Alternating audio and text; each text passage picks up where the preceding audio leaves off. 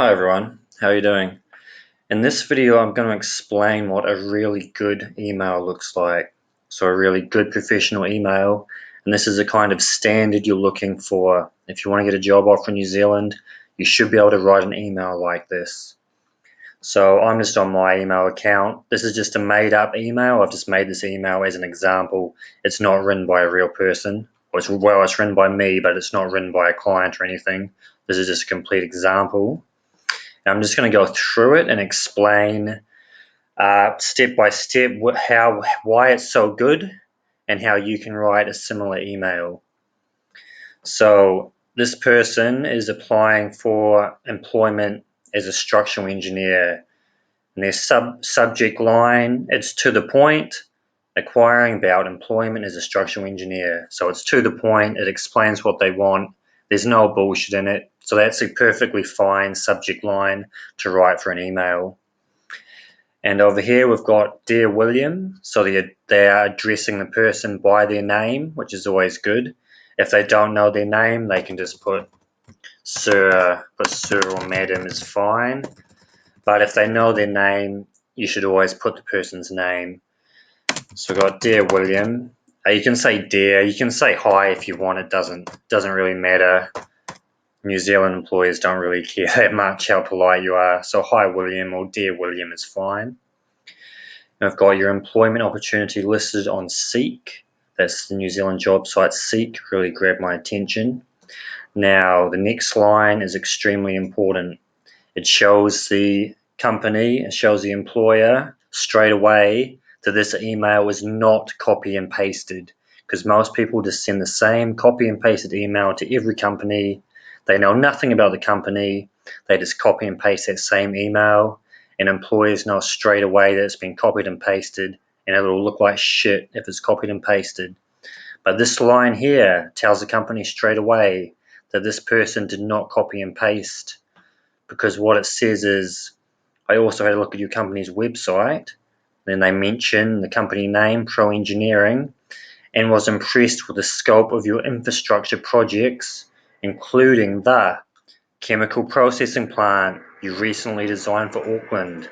So this straight away tells the employer that this candidate is serious.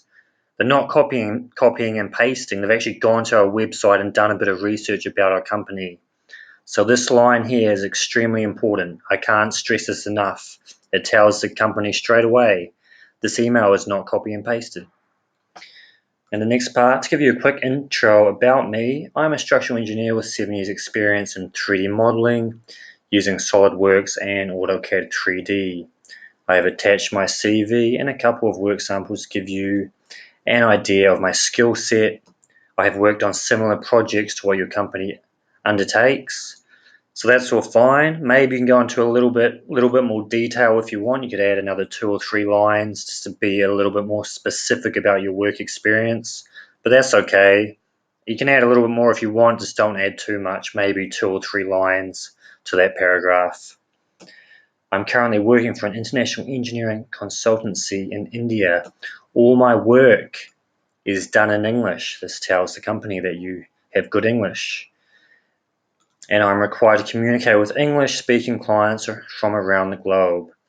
So the person should already know that you've got good written English because they're reading this email, but this sort of tells them that hopefully you're speaking English is good as well, and also that you wrote this email yourself and didn't get someone else to write it for you. So this is good because it just tells the company you've got good English, you know how to communicate. Now go down a bit. My main motivation to work in New Zealand is due to recommendations, always spell check, from my friends who are currently employed in New Zealand. They have advised me New Zealand has a market for skilled migrants with the right skill set and offers good salaries, flexible work hours, and career progression. So that's pretty good. Just a little bit of information about why you won't want to work in New Zealand. We had a couple of little spelling mistakes which I went and fixed, which, yeah, always make sure you check your spelling. And next one, I understand that it is risky to offer employment to a candidate not in New Zealand. However, upon receiving a job offer, I will immediately apply for a work visa and move to New Zealand. I have engaged with a New Zealand licensed immigration advisor, and they have informed me that I qualify for a work visa dependent on a job offer, and that visa processing times are about 1 month. This is quite important because most companies don't want to offer a job to someone who's not in New Zealand because they're worried that that person won't be able to come to New Zealand, won't be able to get a visa. It's just such a big risk. So about 98, 99% of the jobs go to people already in New Zealand.